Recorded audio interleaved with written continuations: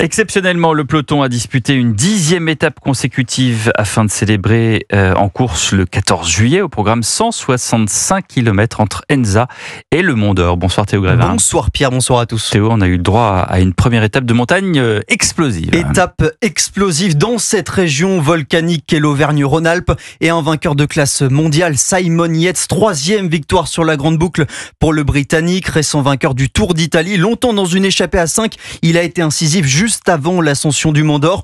Beaucoup de bouleversements au classement général. Tadej Pogačar perd son maillot jaune, désormais sur les épaules de Ben Hill. L'Irlandais n'a toutefois que 30 secondes d'avance sur le Slovène qui devrait rapidement récupérer la première place.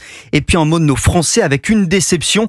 Kevin Vauquelin perd sa 3e place. La satisfaction du jour côté tricolore, c'est Lenny Martinez, nouveau maillot à poids du Tour de France, celui du meilleur grimpeur.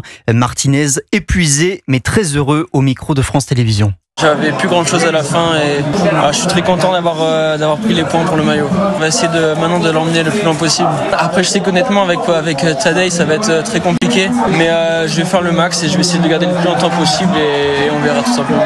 Et aller le plus loin possible pour le coureur de 22 ans, ça voudrait dire ramener la tunique à poids à Paris, comme un certain Mariano Martinez, son grand-père, tout premier Français vainqueur de cette distinction en 1978. L'histoire serait belle. Demain, Pierre, le peloton aura le droit à une journée de repos avant de prendre la direction de Toulouse mercredi. Merci Théo Grévin.